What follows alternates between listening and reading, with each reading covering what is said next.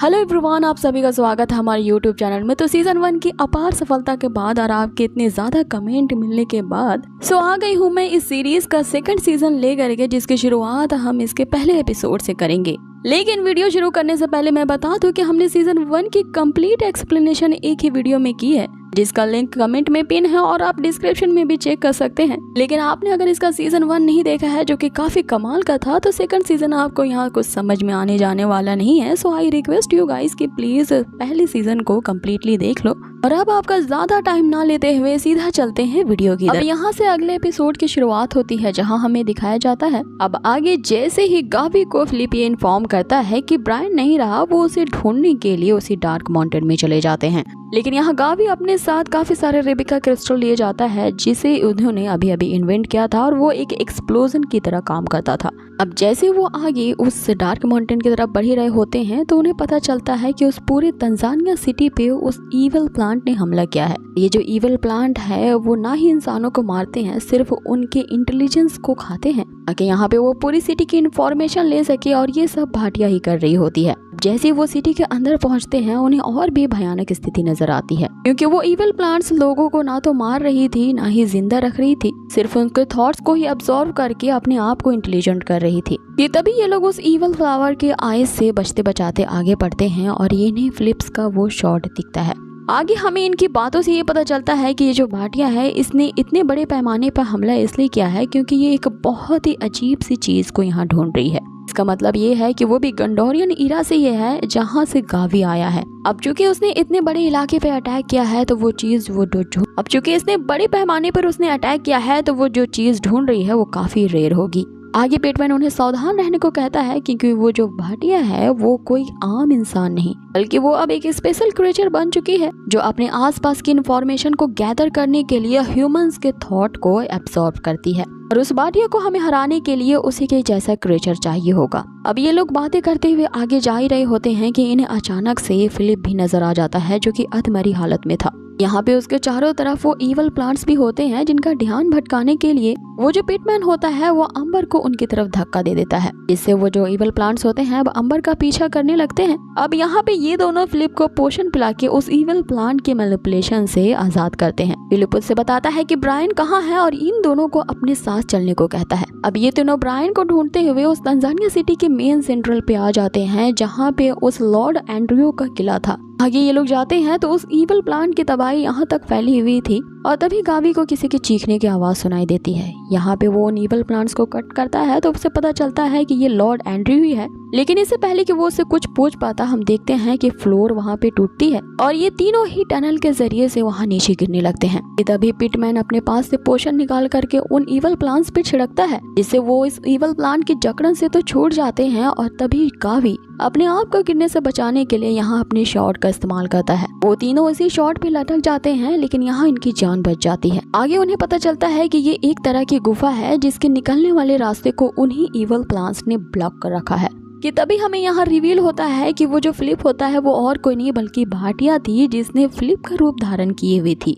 अभी अचानक से गावी पे हमला करती है, लेकिन यहाँ गावी समय रहते ही उस पे अटैक करता है, क्योंकि वो शुरू से जानता था कि फिलिप्स में कुछ न कुछ तो गड़बड़ जरूर है। अब जैसे ही वो अपने शॉट से उस पे अटैक करता है, हम भाटिया को देखते हैं कि वो उस खाई में गिर जाती है। लेकिन यहाँ गिरने से पहले वो इन दोनों के ही ब्लूटूथ को खराब कर देती है, ताकि वो अपने साथियों के साथ कम्युनिकेट न कर सके। इससे यहाँ गावी ये समझ जाता है कि भाटिया जरूर आगे कुछ बड़ा प्लान करने वाली है, इसीलिए इसने हमें जानबूझ करके इस गुफा में फंसाया है। अब आगे वो लोग उस गुफा से निकलने का रास्ता देखते हैं, जहाँ पे उस ईवल प्लांट्स को खत्म करने के लिए पिटमैन के पास अब बहुत कम ही पोषण बचा था। कि तभी अब गावी यहाँ पे उसी रेबिका क्रिस्टल का यूज करता है एज अ एक्सप्लोजन। अब आगे हम देखते हैं उसी भाटिया को, जो अभी फिलिप्स का ही रूप धारण की हुई थी, वो एक सीक्रेट रास्ते से वहाँ से बाहर निकलती है। यहाँ वो हिया को ये इन्फॉर्म करती है कि लॉर्ड गावी ने उसे टेरिटरी में आने को कहा है, क्योंकि उसे एक बहुत ही इम्पोर्टेंट चीज की जांच करनी है। और रही बात ब्रायन की, तो वो अब कभी वापस नहीं आएगा। ऐसा कहते ही वो अब न्यू सिसल की तरफ तेजी से बढ़ रही होती है, और इस तरह हमें उसी गुफा के अंदर का सीन दिखाया जाता है, जहाँ उन्होंने उस ब्लॉकेज को अब तोड़ दिया था। और यहाँ रिवील होता है कि ये रास्ता और कोई नहीं बल्कि उसी खंडर की तरफ से जा रहा है,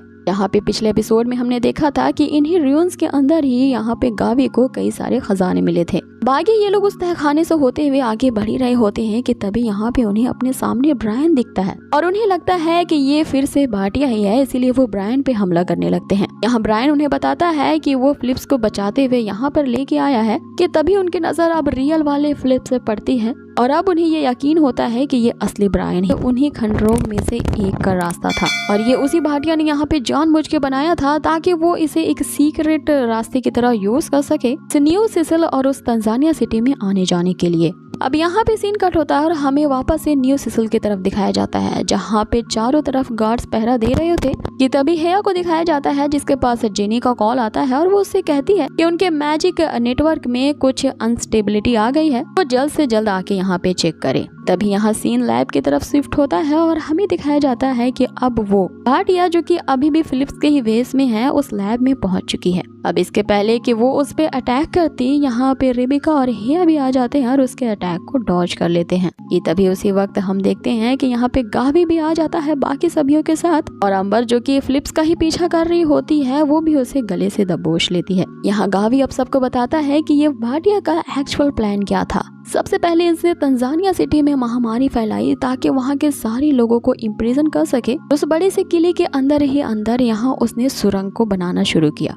आगे उसका टारगेट था हमारा ये न्यू सिसिल। उसने ही उस अपवित्र विंड द्वारा यहाँ पे अटैक करवाया, लेकिन वक्त रहते ही डिवाइन लेडी ने हमारी मदद की और उस अपवित्र विंड से हमने छुटकारा पा लिया। लेकिन तभी ब्रायन को ये दिख जाता है कि अब जो ये भाटिया है वो हमारे मैजिक नेटवर्क को तोड़ना चाहती है। और जब ब्रायन ने इसे रोकने की कोशिश की तो इसने हमारे ही 2 लीडरों को मार दिया ताकि आगे की सारी इन्फॉर्मेशन को गैदर कर सके। लेकिन यहाँ तुम्हारा गेम ओवर होता है और अब बताओ कि तुम किस चीज को ढूंढ रही हो। जिस पे भाटिया यहाँ पे हंसने लगती है ये कहते हुए कि अब तुम्हें अपनी जिंदगी की चिंता करनी चाहिए। कि तभी हम देखते हैं कि डोर ओपन होता है और हमें वही इवल प्लांट्स नजर आते हैं जो कि पहले ही उनके आदमियों को पेड़ बना चुके थे। अब यहाँ भाटिया अपने आप को बचाने के लिए अंबर को उसी इवल प्लांट के सामने फेंक देती है जिससे उसका आधा हाथ तो वुड का हो जाता है। और आगे भाटिया अब उसी रेबिका क्रिस्टल का यूज करके उनके मैजिक नेटवर्क को फिर से तोड़ना चाहती थी, इसलिए वो एज अ बॉम्ब उसे यूज करती है और उसे मैजिक नेटवर्क के बीचों बीच फेंक देती है। लेकिन वहाँ पे कोई ब्लास्ट ही नहीं होता है जिससे गावी अब उसे बताता है अब ये जो हमारा मैजिकल नेटवर्क है इससे कोई छेड़छाड़ नहीं कर सकता जब तक कि मेरी फिंगरप्रिंट या मेरे सिग्नेचर की परमिशन ना मिले।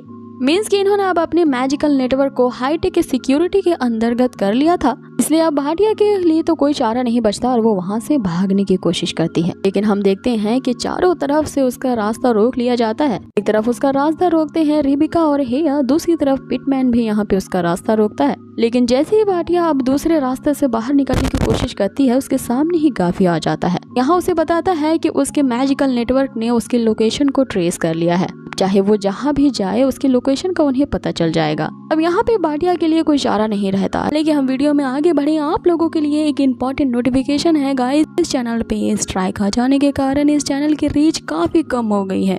मैंने एक न्यू चैनल बनाया है एनिमेफ्लिक्स प्रो नेम से, जिसका लिंक डिस्क्रिप्शन में है, आप उसे सर्च भी कर सकते हैं। और जल्द से जल्द हमारी इस न्यू चैनल को सभी लोग सब्सक्राइब कर लो क्योंकि इस मंथ में कई सारी नई सीरीज आने वाली है और साथ ही मैंने 2-3 सीरीज ऑलरेडी उसी चैनल पे कंटिन्यू कर दी है और अब से कंप्लीट वीडियो के साथ साथ लॉन्ग वीडियो सभी आपको वहीं देखने को मिलेगी।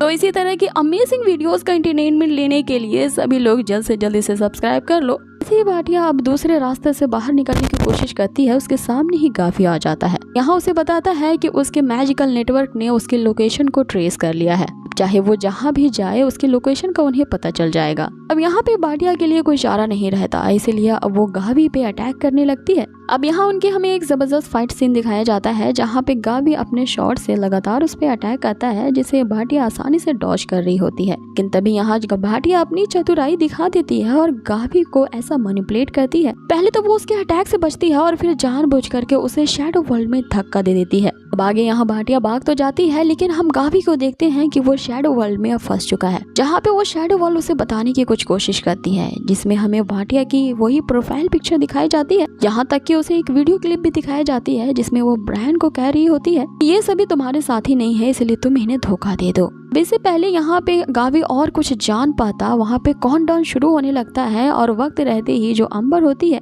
वो गावी को उस शैडो वर्ल्ड से बाहर निकाल लेती है। कि तभी वहाँ पे उस सिटी का सबसे बड़ा घंटा बजने लगता है जो उन्हें सबसे बड़े खतरे की ओर इशारा देता है। अब गावी यहाँ समझ चुका था कि सबसे बड़ा खतरा ब्रायन को होने वाला है, इसीलिए ये तीनों जल्द से जल्द गंडोर एरा के खंडरों की तरफ बढ़ते हैं जहाँ पे ब्रायन पहरा दे रहा था। अब आगे यहाँ सीन शिफ्ट होता है और हमें ब्रायन को दिखाया जाता है जो अभी उसी खंडरों की ही रखवाली कर रहा था कि उसके पास भाटिया पहुँचती है। यहाँ वो आते ही उस पर अटैक करने लगती है और यहाँ वो उसे मैनिपुलेट करने की भी कोशिश करती है, ये कहते हुए कि तुम गलत लोगों का साथ दे रहे हो और हम तो एक ही ट्राइब से हैं और तुम्हें तो एक सब्जेक्ट के तौर पे बनाया गया था और तुम्हारा मिशन तो ये होना चाहिए था कि अपने लोगों का साथ दो, ना कि तुम इनका यहाँ पे गार्ड बन जाओ।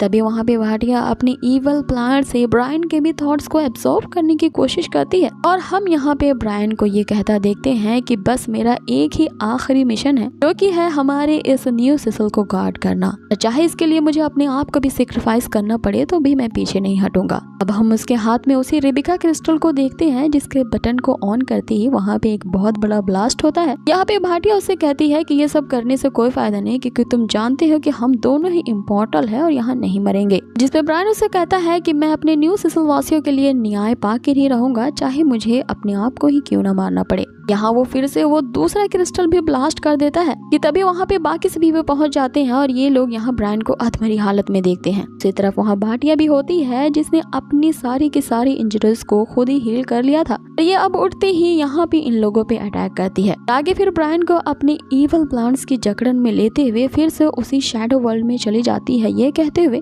कि अगर इसे बचाना चाहते हो तो तुम लोगों का स्वागत है मेरे शैडो वर्ल्ड में। आगे यहाँ गावी के ऑर्डर देते ही अंबर भी उसे शैडो वर्ल्ड का दरवाजा खोल लेती है और यहाँ सभी लोग उसके अंदर पहुंच जाते हैं। लेकिन यहाँ अंबर की पावर वीक होने लगती है क्योंकि एक साथ ही उसने कई सारे लोगों को शैडो वर्ल्ड में लाया था। आगे यहाँ पिटमैन के ये कहने पे कि अगर जिसने ये रिचुअल किया है अगर उसे हम मार डाले तो अभी हम ब्रायन को बचा सकते हैं। इस पे गावी अब अंबर को उन बाकियों को वहाँ से ले जाने के लिए कहता है और आगे उस भवंडर की तरफ बढ़ जाता है, ये कहते हुए कि ब्रायन भी उनकी फैमिली का हिस्सा है और वो उसे बचा करके जरूर लाएगा।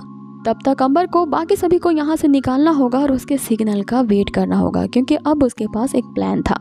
वे सभी गावी के प्लान के अकॉर्डिंग करते हैं और आगे गावी उस भवंडर के अंदर चला जाता है। हाउस भाटिया उससे कहती है कि तुम इस ब्रायन को यहाँ बचाने आए हो, मुझे लगा था कि वो छोटी लड़की को तुम यहाँ भेज दोगे। और आगे हम देखते हैं कि भाटिया जो होती है वो ब्रायन के सीने पे खंजर से वार करती है, जिससे अब ब्रायन की लाइफ लाइन पूरी तरह उसके कंट्रोल में आ जाती है। यहाँ वो उसी के ऑर्डर को फॉलो करते हुए गावी को मारने के लिए आगे बढ़ता है। यहाँ ब्रायन जल्द से जल्द गावी को यहाँ से जाने के लिए कहता है कि तभी जो गावी होता है वो खुद ही उसके सामने सरेंडर कर देता है, ये कहते हुए कि 1000 साल पुरानी बॉडी से फाइट करने से मेरा तो जीतने का कोई चांस ही नहीं होगा, तो क्यों ना हम आपस में बैठकर यहाँ समझौता कर ले। आगे गावी उसे अपनी कंडीशन बताता है कि जिस चीज को तुम ढूंढ रही हो उसे मैं तुम्हें देने के लिए राजी हूँ, लेकिन बस एक ही शर्त है कि तुम्हें उस चीज को मेरे साथ शेयर करना होगा। जिसपे भाटिया अब हंसते हुए उस पर पीछे से ही अटैक करती है और हमें यहाँ पता चलता है कि ये सब उसका मैनिपुलेशन था और उसने अब तक ब्रायन को अपनी इवल प्लान के जकड़न में ही रखा है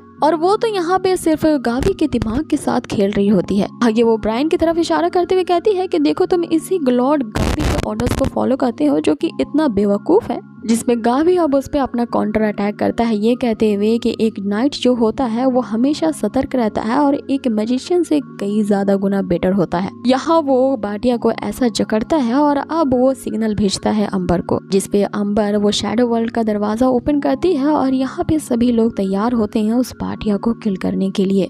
अब यहाँ गावी उससे कहता है कि अब फाइनली तुम हमारे कब्जे में आए हो और आज तुम्हारी ये सारी बैड बिहेवियर है उन सभी का नाश होगा और तुम्हें डिस्ट्रॉय करने का बस एक यही तरीका था। जिसपे भाटिया ये कहते हुए कि तुम मेरी चंगुल से कभी नहीं बच सकते, जो तुम्हारी किस्मत में लिखा हुआ है कि सभी लोग मरेंगे वो तो होकर के ही रहेगा। आगे यहाँ सीन शिफ्ट होता है और हमें पता चलता है कि अब ब्रायन को बचा लिया गया है और यहाँ पिटमैन अब उससे हील कर रहा होता है और भाटिया भी अब मारी जा चुकी है, लेकिन फिर भी अब उन्हें और भी आने वाले दुश्मनों से सतर्क रहना होगा क्योंकि जैसे ये उनका न्यू सिसल और भी ज्यादा डेवलप होगा कई सारे उनके नए दुश्मन बनेंगे और उन पे हमला करेंगे। तभी वहाँ फिलिप भी आ जाता है और गावी को एक अच्छी और बुरी खबर सुनाता है। तो गाइस इसी टर्निंग पॉइंट के साथ हमारे ये आज का एपिसोड का पार्ट यही होता है खत्म। बहुत एपिसोड की शुरुआत होती है और हम देखते हैं अब गावी आगे ये डिसाइड कर लेता है कि उसे किसी भी हाल में उन रिफ्यूजीज को बचाना है, इसीलिए वो उनकी छानबीन करने के लिए फिलिप्स को भेजता है। अब यहाँ पे हमें एक ग्रुप को दिखाया जाता है जो कि उन रिफ्यूजीज को बड़ी ही बेरहमी के साथ ले जा रहे थे।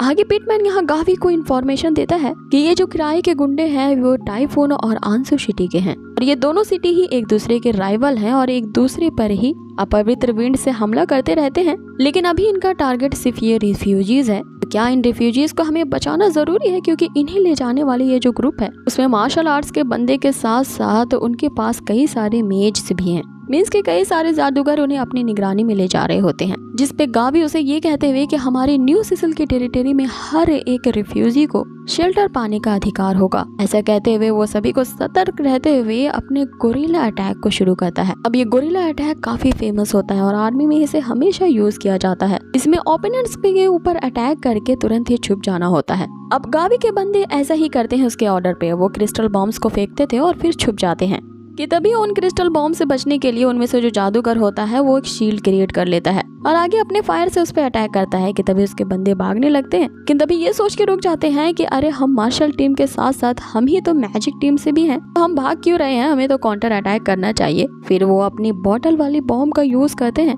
अब आगे यहाँ अटैक करने की बारी आती है गावी के स्पेल टीम की, जिसमें अंबर होती है और यहाँ पे वो अपनी एक्स्ट्रा मिशन को पूरा करने के लिए और भी ज्यादा पैसे की डिमांड करती है। अब ये जानते हुए कि उसे एक्स्ट्रा मनी मिलने वाली है, अंबर जो होती है वो अपनी कलाकारी यहाँ दिखाती है। वो हर एक बंदे को झांसा देते हुए उस शैडो वर्ल्ड में खींच लेती है। लेकिन तभी एक ग्रुप का एक बंदा उसे पकड़ लेता है और जैसे ही वो उस पर अटैक करने वाला होता है कि तभी हेया और रेबिका उसकी मदद करने के लिए आ जाते हैं। अब इधर बाकी ग्रुप के जो लोग होते हैं वो भागने लगते हैं कि तभी गावी उस बड़ी से मैजिशियन पे अटैक करता है, जिससे वो किराए के गुंडे डर जाते हैं और यहाँ से भागने की कोशिश करते हैं कि तभी पिटमैन उन्हें रोकता है। अब यहाँ गावी के सारे टीममेट से सभी साथ मिल करके उन बचे कुछ बंदों पे अटैक कर रहे होते हैं। यहाँ लास्टली इनकी मदद करने ब्रायन भी आ जाता है और जो दो लोग भाग रहे होते हैं इन्हें भी पंच आउट कर देता है कि तभी वहाँ पे हे आ जाती है। उससे कहती है कि तुम्हें आराम करने को कहा गया था, तुम यहाँ क्या कर रहे हो। अब उन लोगों ने ग्रुप के मेन बंदे को पकड़ लिया होता है और यहाँ पे उसकी पूछताछ शुरू होती है। इस पे वो यहाँ उन्हें बताता है कि वो ये सब उसने सिर्फ पैसों के लिए किया है। ये वो उसे पैसे ऑफर करता है और जिस बंदे ने उसे हायर किया है उसका नाम बताने को कहता है। इस पे वो बताता है कि कोई विक्टर कांट नाम का एक बंदा है जिसने इन स्लेव्स को पकड़ने के लिए उसे हायर किया है। जिसपे गावी यहाँ सरप्राइज रह जाता है कि आखिर कोई गुलामों को क्यों पकड़वाएगा। जिसपे वो बंदा यहाँ गावी को बताता है कि उन रिफ्यूजीज को गुलाम बनाने के लिए नहीं पकड़ा गया है। अब इसी का कारण गावी उससे पूछता है, जिसपे वो धीरे से गावी के पास आके कहता है कि तभी वहाँ ब्रायन आ जाता है और वो गावी को सावधान रहने को कहता है कि इतने में वो जो बंदा होता है अपना मंत्र फूंक चुका था। जहाँ पे गावी एक ऐसे ड्रीम वर्ल्ड में पहुँचता है जहाँ पे एक मार्क्समैन उसका इंतजार कर रहा होता है। अब गावी यहाँ उसे कहता है कि तुम ही वो हो जिसने मुझ पे लंबे समय से नजर रखा है, तो आखिर तुम हो कौन और क्या चाहते हो मुझसे। इस पे वो मार्क्समैन उसे कहता है कि तुम यहाँ पे सही हो और जब से तुम ये इस डार्क माउंटेन पे आए हो तब से तुमने हमारा अटेंशन जीत लिया है और तुम्हें आज यहाँ बुलाने का बस एक ही कारण है कि मुझे बस तुमसे एक ही चीज चाहिए कि 700 साल पहले तुमने उस इटर्नल डार्कनेस सी में क्या देखा था। जिसपे गावी उससे कहता है कि जिस जगह की तुम बात कर रहे हो मैं उसके बारे में नहीं जानता। जिसपे वो मार्क्समैन ये कहते हुए कि 700 साल बीत चुके हैं, इसीलिए जाहिर है तुम्हें बहुत सारी चीजें याद नहीं होंगी, तो क्यों ना मैं तुम्हारी मेमोरी से ही ये जान लूं। अब आगे वो मार्क्समैन गावी की मेमोरी को एब्सॉर्ब करने लगता है और उससे बस एक ही सवाल लगातार पूछ रहा होता है कि तुम बस मुझे जल्दी बता कि तुमने वहाँ पे क्या देखा था। जिसपे गावी अब उसके हाथों को पकड़ लेता है और उसे कहता है कि मैंने सोचा था तुम एक इटर्नल बॉस निकलोगे, लेकिन तुम तो यहाँ पे एक मेमोरी थीफ निकले। अब गावी उसी पे उलटवार करता है ये कहते हुए कि तुम हजारों साल के सैटेलाइट सर्विलेंस की मेमोरी को देखना चाहते हो, तो तुम्हारा ऐसा करने की हिम्मत कैसे हुई और जिस इवर डार्क सी की तुम बात कर रहे हो वो आखिर है क्या चीज और इसका मुझसे क्या लेना देना है। जिसपे वो मार्क्समैन हंसने लगता है ये कहते हुए कि एक न एक दिन तुम्हें ये जरूर याद आ जाएगा और जब वो टाइम आएगा तो तुम हमारे साथ हाथ मिलाने के लिए एग्री कर जाओगे। अब आगे यहाँ गावी का आंखें खुलती है रियल वर्ल्ड में, जहाँ उसे पता चलता है कि वो बंदा जिसने मंत्र पढ़ा था वो मारा गया है और वो एक यहाँ मीडियम के तौर पे काम कर रहा था जिसने इंटरनल स्लीपर को उसके ड्रीम में आने दिया। अब आगे यहाँ ब्रायन उस इंटरनल स्लीपर के बारे में बताता है जो कि वो मास्कमैन था, तो वो डार्क चर्च से बिलोंग करते हैं और वो ड्रीम्स का यूज करते हैं ताकि किसी के फॉल्स ड्रीम को रियल बना सके। मतलब कि वो हाई लेवल के इंटरनल स्लीपर्स होते हैं जो भी किसी की तरह के फेक ड्रीम या नाइटमेयर्स को रियल करवा सकते हैं, लेकिन इसके लिए उन्हें बहुत बड़ी प्राइस देनी पड़ती है। आगे पिटमैन उसे बताता है कि ये जो नाइटमेयर्स होते हैं वो इतने रियल होते हैं और डेथ से भी ज्यादा मिस्टीरियस होते हैं और कोई इनमें फर्क ही नहीं बता सकता कि वो आखिर सपना देख रहे हैं या सच। तभी यहाँ गावी को ये इन्फॉर्मेशन मिलती है कि जो उनकी अगली बैच है रिफ्यूजीज की, उन्हें उस रिवर के पार एक कांट टेरिटरी में देखा गया है जिसका मालिक और कोई नहीं बल्कि वही विक्टर कांट है।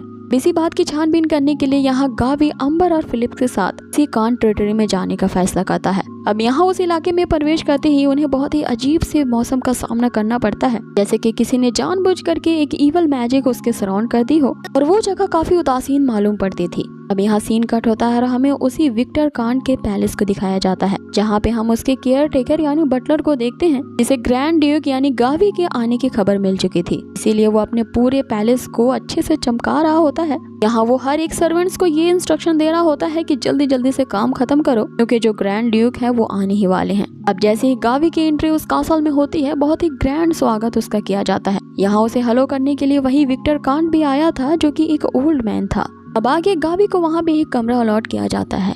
अब यहाँ गावी का काम शुरू होता है और वो अंबर को, जिसने अब तक की जितनी भी सारी इन्फॉर्मेशन कलेक्ट की होती है, उसे बताने को कहता है। इसमें यहाँ अंबर बताना शुरू करती है कि यहाँ के लोग अपने इस लॉर्ड यानी विक्टर कांट को काफी अप्रिशिएट करते हैं, अपने सर्वेंट के साथ काफी अच्छा व्यवहार करता है और अपनी इस टेरिटरी का काफी अच्छा राजा है। जिसमें गावी यहाँ समझ जाता है और उसे पैसे देते हुए कहता है कि असली बात बताओ। जहाँ अंबर उसे बताती है कि सारे सिटीजन्स का ये कहना है कि ये जो कास्टल है वो भूतिया है और सभी लोग इस कास्टल में आने से काफी डरते हैं क्योंकि उन्हें लगता है कि यहाँ पे किसी आत्मा का वास है। कि तभी दरवाजे पे कोई नॉक करता है और हमें वहाँ पे एक लेडी दिखाई देती है। इसका नाम लिलिथ कांट होता है और ये उसी विक्टर कांट की वाइफ होती है। यहाँ वो अपने आप को इंट्रोड्यूस करती है और वो कहती है मैं बहुत बीमार रहती हूँ इसीलिए आप लोगों से उस टाइम मिलने नहीं आ सकी। जिसपे गावी उसे एक पोशन देते हुए कहता है कि आप इससे अपने आप को हील कर सकती हैं। यहाँ वो उसे लेने के लिए मना करती है, ये कहते हुए कि मेरी बीमारी काफी रेयर है और इस पोशन से ठीक नहीं होगी। ऐसा कहते हुए वो वहाँ से चली जाती है और गावी उसके हाथ में एक प्राचीन से लैंप को देखता है। तभी उसे याद आता है कि इस लैंप को उसने कहीं देखा था और ये लैंप वही होता है जो उसने उस ड्रीम वर्ल्ड में उस इटर्नल स्लीपर के हाथों में देखा था।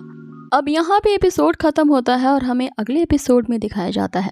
यहाँ क्वीन लिलिथ के जाते ही अंबर सोचने लगती है कि आखिर उस बुढ़े की इतनी जवान बीवी कैसे हो सकती है, ये तो उसकी ग्रैंड डॉटर लगती है। इधर हम गावी को देखते हैं जो कि उन्हें इंटरनल स्लीपर के कल्ट के बारे में पढ़ रहा होता है, कैसे वो किसी के बुरे सपने को एकदम रियल कर सकते हैं। कि तभी गावी अंबर से कहता है कि क्यों ना हम इस तूफानी और डार्क नाइट का फायदा उठाएं, हमें अपने सवालों के जवाब इस कासल के अंदर ही ढूंढने पड़ेंगे। अपने इसी इरादों को अंजाम देने के लिए हम देखते हैं कि गावी और अंबर उस पूरे कासल की छानबीन करने लगते हैं, जहां उन्हें एक खुफिया कमरा नजर आता है। जैसे ही वो उस कमरे के अंदर जाते हैं, वो कमरा क्वीन लिलिथ का ही होता है। वहाँ पे आगे सर्च करने के बाद उन्हें क्वीन लिलिथ की डायरी मिलती है। इसके डेट को देख करके अंबर दंग रह जाती है क्योंकि इसकी लास्ट एंट्री 30 साल पहले की गई थी। कि तभी उस कासल का जो बटलर होता है वो इनकी हलचल को सुन लेता है और उस कमरे में आ जाता है। लेकिन ये दोनों ऐन मौके पे ही अपने आप को छुपा लेते हैं। लेकिन उस बटलर को वहाँ गिरे हुए सेब को देख करके शक हो जाता है कि यहाँ जरूर कोई आया है और जैसे ही वो उन दोनों को ढूंढने ही वाला होता है, यहाँ अंबर अपने मैजिक का यूज करती है और वे दोनों तुरंत ही शैडो वर्ल्ड में पहुंच जाते हैं। अब ये जो शैडो वर्ल्ड होता है वो पूरा रिफ्लेक्शन होता है रियल वर्ल्ड का। लेकिन उन्हें शैडो वर्ल्ड में दिखता है कि उस कासल की स्थिति पूरी तरह खराब हो चुकी थी और उन्होंने जो रियल वर्ल्ड में उस कासल को देखा है वो तो आलीशान और शानदार है, लेकिन शैडो वर्ल्ड में वो पूरी तरह से टूटा फूटा और एकदम भूतिया है।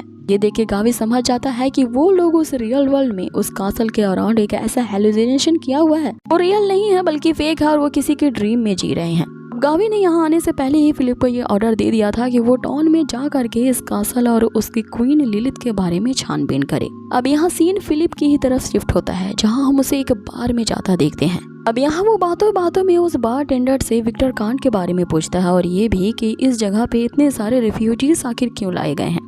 जिसपे वो बार टेंडर यहाँ फिलिप से कहता है कि लगता है तुम्हें किसी बात की गलतफहमी हुई है क्योंकि हमारे राजा विक्टर कांट काफी अच्छे हैं। आखिर यहाँ रिफ्यूजीज को क्यों बंदी बना के रखा जाएगा, वो तो इतने अच्छे हैं कि काफी चैरिटी करते हैं और जब से वो हमारी टेरिटरी में आए हैं यहाँ 10 सालों के अंदर कोई भी भूखा नहीं मरा है। जिसपे फिलिप अब यहाँ अपने मुद्दे पे आके पूछता है कि जबकि यहाँ के राजा इतने अच्छे हैं तो जाहिर है कि उनकी क्वीन लिलिथ भी काफी अच्छी और बहुत ज्यादा दयावान होंगी। जैसे ही वो लोग क्वीन लिलिथ का नाम सुनते हैं, सारे लोगों को सांप सूंघ जाता है और वो लोग ऐसा बिहेव करते हैं जैसे उन्होंने किसी भूत का ही नाम सुन लिया हो।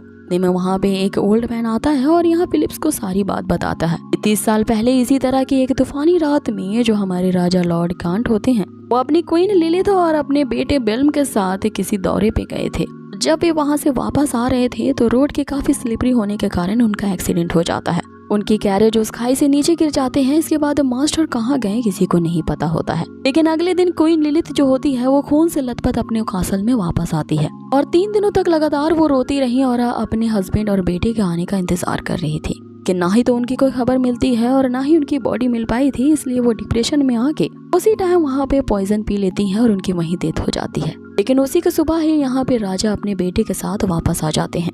ये स्टोरी जानकर वहाँ सभी दंग रह जाते हैं। आगे वो जो ओल्ड मैन होता है वो फिलिप्स को वहाँ पे वार्निंग देता है वो उस कासल से दूर ही रहे तो अच्छा है, क्योंकि वो कासल पूरी तरह हॉन्टेड है। ये लोगों का कहना है कि उस रानी की आत्मा वहाँ अभी बसती है।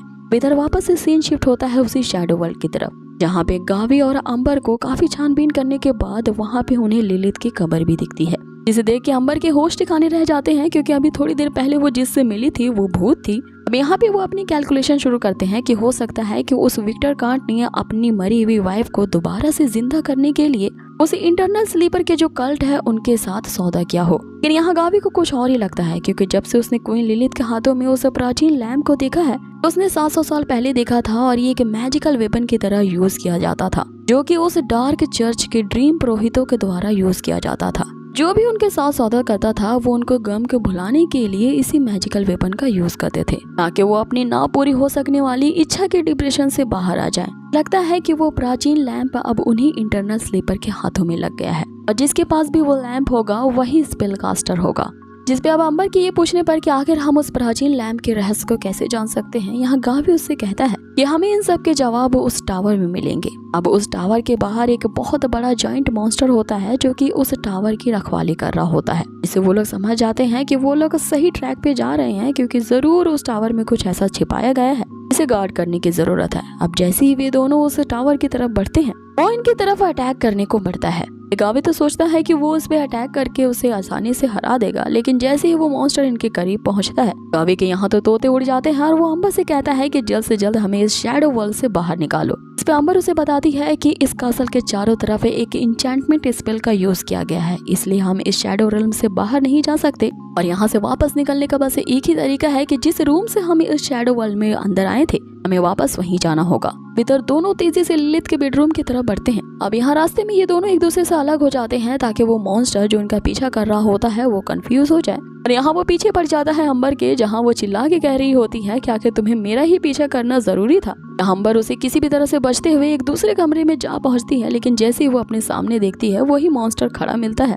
यहाँ पे वो जैसे तैसे करके अपने आप को बचाने की कोशिश कर रही होती है, लेकिन वो मॉन्स्टर लगातार यहाँ पे अंबर पे अटैक्स किए जा रहा था। आगे वो जोर से चिल्लाते हुए गावी से हेल्प मांग रही होती है कि तभी वहाँ पे गावी आता है और अपने शॉर्ट की पावर का यूज करता है, जिससे उस मॉन्स्टर को शॉक लगता है और वो पीछे हट जाता है। आगे ये दोनों ही लिलिथ के बेडरूम की तरफ दौड़ते हैं कि तभी सामने से वो मॉन्स्टर इन पे अटैक करता है। तो गावी यहाँ अंबर को उस मॉन्स्टर के नीचे से पार करवाता है और खुद उस मॉन्स्टर के ऊपर से डाइव करता हुआ आगे बढ़ जाता है। लेकिन अंबर जिसके हाथों में चोरी की कला भरी हुई है वो उस मॉन्स्टर के गले में एक विचित्र किस्म का चाबी होता है जो कि शाइन कर रहा होता है, वो उसे ले लेती है। अब ये दोनों उस मॉन्स्टर से बचते हुए लिलिथ के कमरे में पहुंच जाते हैं, जहां वो मॉन्स्टर अंदर नहीं आ पाता क्योंकि वो कमरा उस एन्चेंटमेंट स्पेल के रिस्ट्रिक्शन से बाहर होता है। अब आगे अंबर गावी को वही चाबी दिखाते हुए कहती है कि इसके एक्स्ट्रा पैसे देने होंगे। यहाँ जो गावी होता है वो उसी टाइम उस टावर में जाना चाहता था ताकि उसके रहस्य को वो जान सके, लेकिन यहाँ अंबर हर्ट हो चुकी थी, इसीलिए उसे रियल वर्ल्ड में वापस आना पड़ता है।